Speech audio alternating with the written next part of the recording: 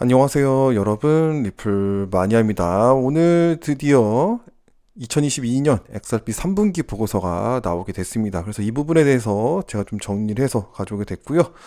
제가 처음부터 끝까지 말씀드리겠지만 결론도 이제 만들어서 여러분께 말씀을 드려보려고 하는데, 처음부터 끝까지 들어보셔야지만 어느 정도 알 수 있는 부분이기 때문에 잘 이렇게 들어봐 주시면 좋을 것 같고요. 이렇게 XRP 이렇게 어떤 보고서, 이런 보고서가 계속적으로 분기별로 나오는 그런 어떤 다른 코인들은 별로 없죠. 그런 모습들을 보기가 쉽지가 않죠. 그러나 리플사에서는 XRP 관련돼서 어떻게 진행이 되고 있는지에 대해서 꾸준하게 투명하게 우리에게 보여주고 있다라는 사실, 그런 것을 보았을 때도 참 좋은 그런 작업을 리플사에서 계속적으로 하고 있다, 이렇게 볼 수가 있을 것 같습니다. 이것도 리플사에서 조작한다 이렇게 생각하시는 분들이 계시는데, 리플사는 이미 소송에 걸려 있기 때문에 이런 거를 나름대로 자기들이 유리한 방향으로 이렇게 만들었다라고 하면 큰 문제가 생깁니다. 그래서 그런 경우가 없다라는 사실을 알고 계시면 좋을 것 같고요. 일단 리플사에서는 주목할 만한 것들 한 세 가지를 표현을 했습니다. 첫 번째로는 처음으로 리플사의 XRP 보유량이 총 발행량의 50% 미만이 되다. 그래서 50% 이상, 60% 정도 XRP를 리플사에서 보유하고 있었다. 그래서 리플사가 XRP 레저를 좌지우지하고 XRP 덤핑 펌핑을 유도하는 거 아니냐, 이런 것들이 있는데, 이런 것들이 말끔히 해소되는 그런 상황이라고 볼 수 있을 것 같습니다. 또 두 번째로는 ODL 관련해서 이제 라틴 아메리카에 있는 주요 마켓인 브라질에 이제 출시가 되고 또 확장이 됐다, 이렇게 볼 수가 있겠죠.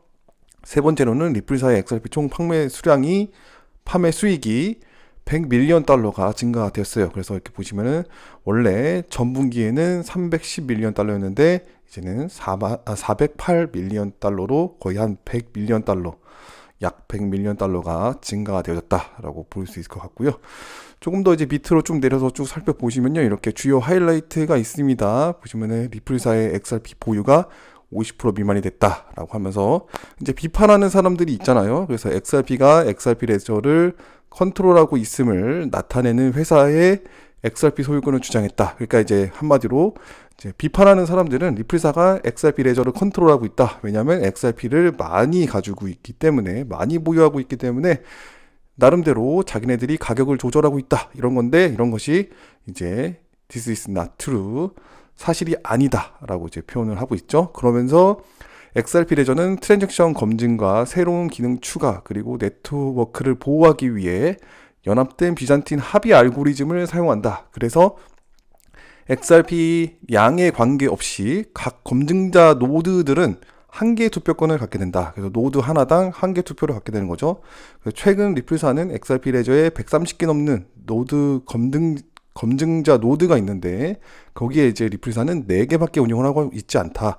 그래서 이제 XRP 레저에서 여러 가지 절차가 진행이 될 때 리플사가 마음대로 좌지우지하지 못한다는 증거를 계속적으로 보여주고 있죠. 그래서 우리는 이 XRP 레저가 탈중앙화되어 있다, 중앙화되어 있지 않다, 리플사가 관여할 수가 없다, 이런 것을 우리가 알고 있습니다. 그래서 이런 것들에 대해서 비판하고 있는 사람들, 먼저 키포인트로서 홀딩이 50% 미만이기 때문에 그럴 경우가 없다라는 것으로 이제 이야기를 하고 있습니다. 그래서 그 다음에 크립토 마켓 서머리가 있는데, 이거는 전체 암호화폐 시장, 그 다음에 어떤 규제 관련돼서 이야기가 나오는 거기 때문에 그냥 지나가도록 하겠습니다. 개인적으로 살펴보시면 되고요. 저는 이 분기 보고서 처음부터 차례대로 이제 쭉 보면서 가고 있는 거기 때문에 그 점 참고하시면서 보시면 될 것 같습니다. 그래서 또 나오면 이제 발방, 저는 이제 발메인이라고 하는데 한국에서는 발방이라고 해요. 그래서 프랑스의 어떤 패션 관련된 발방 쪽에서 이제 XRP 레저 위에서 NFT 프로젝트를 출시하겠다. 그래서 이제 민트 NFT하고 파트너십을 맺었죠. 제가 텔레그램 방에 올렸는데, 지금 민트 NFT 쪽에 가보면은 이렇게 플로우 코인만 보입니다. 이 지갑을 보면. 그래서 아무래도 플레어 네트워크 기반으로 된 게 아닌가, 이런 생각을 하고 있고요. 거기에 이제 XRP 레저를 추가해서 요 발방이라는 NFT를 출시하도록 하는 어떤 이런 방향으로 가고 있지 않나. 그래서 민트 NFT하고 리플사하고도 같이 함께 일을 하고 있다, 발방하고 이제 같이 함께 일을 하고 있다, 이렇게 볼 수 있을 것 같습니다. 그래서 이제 NFT에 관련된 부분을 굉장히 관심이 많기 때문에 이렇게 초반에 짠 하고 계속적으로 이제 NFT에 관련된 이야기를 많이 하고 있죠. 그리고 2차 NFT 크리에이터 펀드가 이제 마감이 됐고, 이제 리스트가 있는데 여기서 리스트 누르면은 이제 보실 수가 있어요. 어디 있더라? 안 나와군요. 어쨌거나 이런 거를 이제 결과적으로 볼 수 있고요. 계속적으로 보조금 프로그램이 진행되고 있고 진행될 예정이니까요. 뭐 이런 것들을 통해서 NFT 개발자나 아니면은 뭐 여러 가지 사이드 체인 개발자나 뭐 CBDC 앱 관련된 개발자나 뭐 인터넷저에 관련된 개발자나 다양하게 개발자들을 끌어들여서 오픈 플랫폼을 가지고 계속적으로 개발할 수 있도록 리플사에서는 이렇게 보조금을 통해서도 뭔가 같이 기술자들과 함께 하려고 준비를 하고 있죠. 그래서 이런 부분들은 아주 잘하고 있다라고 생각이 듭니다. 그러면서 나오는 것이 XLS20입니다. XLS20에 대해서 아직까지 잘 모르시는 분들이 계시는데, 개발자들에게 NFT 민팅, 그 다음에 트레이딩, 그 다음에 소각 기능을 허용하기 위한 것. 그래서 어떤 토큰 개념이라고 보시면 됩니다. 근데 이제 NFT를 만들 때 다른 체인에서는 약간 스마트 계약이 좀 들어가나 봐요. 근데 이제 XRP 레저에서는 스마트 계약 없이 자동 로열티, 그 다음에 죄송합니다. 자산 공동 소유 등 더 많은 고급 기능들을 이제 가져올 수 있게 준비를 할 거라고 합니다.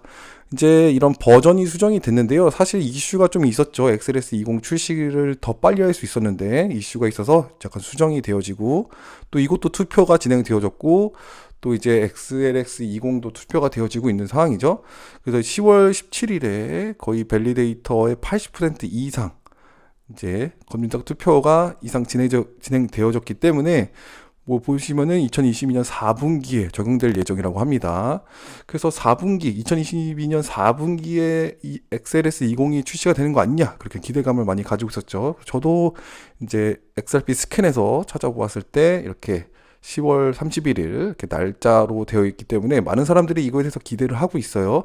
그러나 이제 분기 보고서에서는 정확하게 날짜를 제공하지 않고 있고 적용될 예정이라고 되어 있기 때문에 아직 확실하게 언제 출시할지는 모른다라는 거죠. 그래서 참고만 하시면은 되지 않을까. 그래서 실제로 이 날짜에 뭐 XLS20이 출시가 될 수가 있고 안 될 수도 있는데, 뭐 특별하게 뭐 생각하기보다는 요 이후에 10월 31일 이후에 뭔가 진행이 될 수가 있겠다, 이 정도로 알고 계시는 게 좀 좋지 않을까 생각을 합니다. 그러면서 나오는 게 이제 ODL, 브라질에 관련돼서 이야기가 나옵니다. 그래서 ODL 브라질 ODL 런칭을 위해서 보이죠?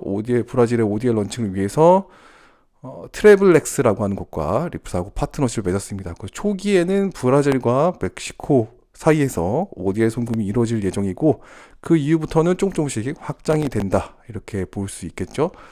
그리고 또 중요한 것이 이 포모페이하고 아이레밋, 제가 이제 방송에서도 여러분께 말씀을 드렸었죠.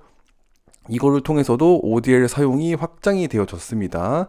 근데 여기서 제일 중요하게 봐야 될 것은 제가 방송에도 언급했듯이 이제 트레저리 플로우라고 되어 있잖아요. 트레저리 플로우, 결국은 기업과 비즈니스의 재무 관련 페이먼트라는 거거든요. 이것을 위해서 리플사가 이제 일을 하고 있다라는 건데, 이런 부분들은 대부분 스텔라가 하고 있었죠. 근데 이제 스텔라가 하고자 하는 일들을 리플사에서도 하고 있다. 그래서 관심 있게 지켜볼 필요가 있다, 이렇게 말씀을 드려본 적이 있습니다.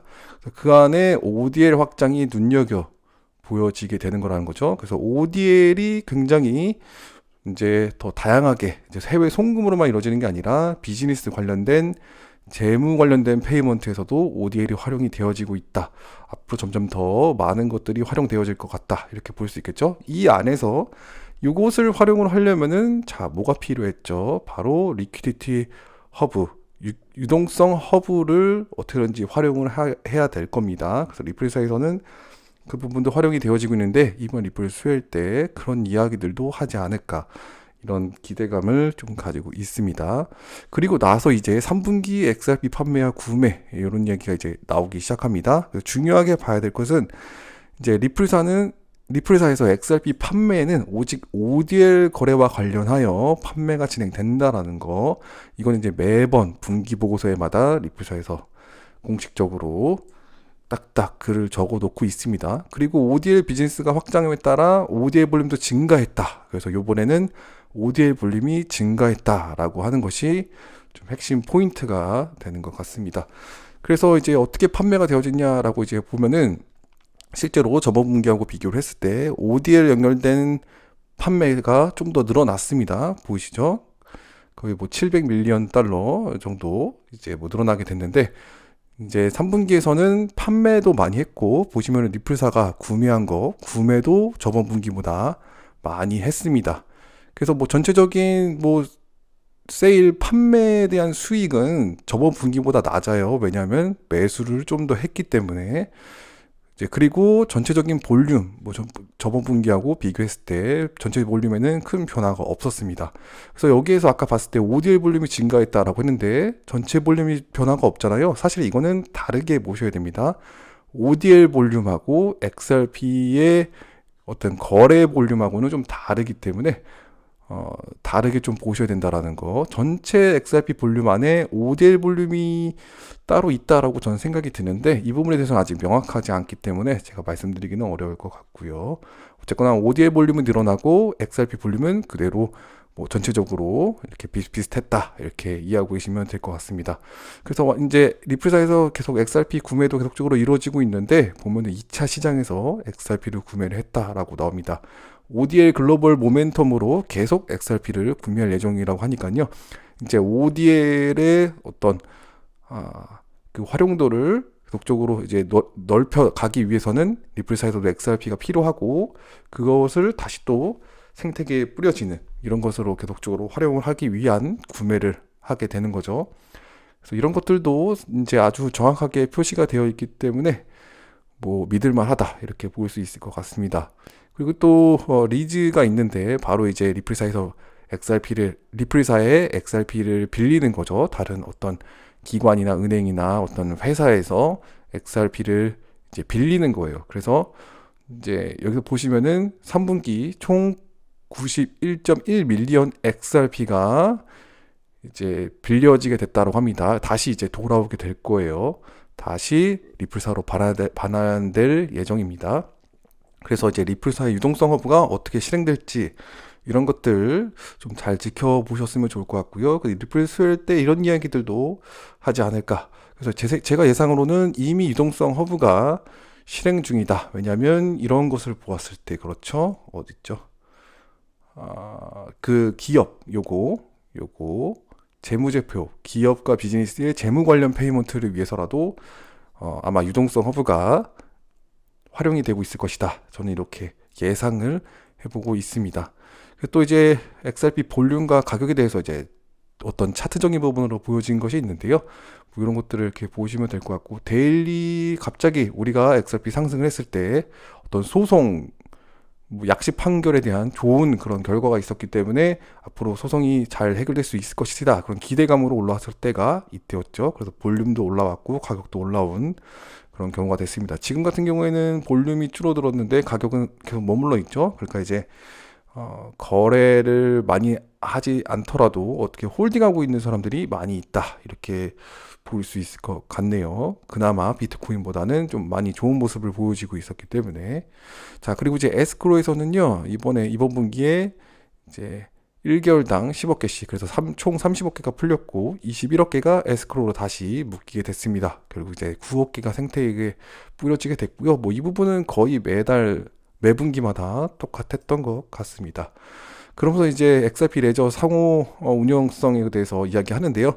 예전에 올브릿지하고 멀티체인하고 XRP 레저하고 연결되는 소식이 있었잖아요. 근데 이번에 세 번째 큰 확장 소식이라고 합니다. 폴리 네트워크하고, 이제 폴리건은 아닌 것 같고요. 폴리 네트워크하고 이제 XRP 레저하고 통합되는, 그래서 크로스 체인 브리징 시스템이기 때문에 거의 올브릿지하고 멀티체인하고 비슷하다, 이렇게 볼 수 있을 것 같습니다. 그래서 이번에 좀 특이한 것은 XRP 온체인 액티비티에 대해서 조금 자세하게 좀 나와줬습니다. 이 부분은 원래 나오지 않았었는데, 이 XP 마켓 요거 되게 유명하거든요. XRP 레저 프로젝트에서는. 그래서 XRP 레저 프로젝트 관련된 여러 가지 이야기를 정리해서 리플사에서 이제 이야기를 하기 시작했습니다. 결국 이제 XRP 레저 프로젝트에 관심을 가지고 있고, XRP 레저 생태계에 관심을 가지고 있고, 여기에서 이제 리플사가 잘 지켜보고 있다는 게 눈에 보여지죠. 보시면 트러스트 라인이 저번 분기보다 조금 줄어든 그런 모습이 보입니다. 1 밀리언 넘게 이제 트러스트 라인이 해제가 됐다, 이렇게 볼 수가 있고요. 홀더 수는 그 대신 늘어났다. 그래서 이제 홀더 수가 더 늘어났기 때문에 이거는 뭐 나쁜 그런 어떤 모습은 아닌 것 같다 이렇게 보여지고요. 그리고 최근에 솔로 토큰이 많이 상승을 이뤄냈죠. 그래서 솔로 토큰이 최근 가장 이번 분기에서 가장 트레이드가 많이 되어지고 있는 그런 코인으로 소개가 되어졌습니다. 그리고 XRP, 게이트허브의 USD, 비트 스탬프의 USD 이런 것들이 이제 스테이블 코인으로서 굉장히 트레이드가 많이 되고 있다 이렇게 표현을 하고 있습니다. 그래서 XRP 레저에서는 솔로 코인이 굉장히 좋은 움직임을 보여주고 있다는 것도 리플사에서 언급을 해주고 있습니다. 그리고 이제 XRP 레저에서 총 102.6 밀리언 어떤 트랜잭션 거래가 있었고 그 거래량은 XRP가 총 152.8 빌리언 개를 이제 거래량에서 나와줬고 이거 총 가격으로 따지면은 56 빌리언 달러 정도 이제 거래 볼륨이 나왔다 이렇게 볼 수 있을 것 같습니다. 덱스에서 하루 최대 거래량이 4.4 밀리언 달러 정도 거래가 되어졌다. 그래서 하루 최대 거래량이기 때문에요. 뭐 대부분은 이것보다 낮게 형성이 되겠죠. 자, 그리고 마지막으로 나오는 게 요런 부분입니다. 뭐 헤어룸 보이시죠? 그래서 이제 리플 저는 이거에 대해서 조사를 하지 않았어요. 근데 이제 헤어룸이라고 하는 곳이 리플사 스웰 때 이제 또 스피커로 놔두게 되는 그런 회사죠. 이런 회사가 이제 자세히 보시면은 포르테 이제 게임 블록체인 게임 관련돼서 이제 일을 하고 있는 포르테와 리플사와 같이 함께 리드를 함으로써 8밀리언 달러를 모금을 하게 됐다고 합니다. 이 헤어룸이라는 곳이. 그래서 이 헤어룸이라는 곳이 뭐 자세히 보시면 기업의 웹3 생태계에 참여에 도움이 될 수 있도록 하는 그런 기업이라고 합니다. 결국은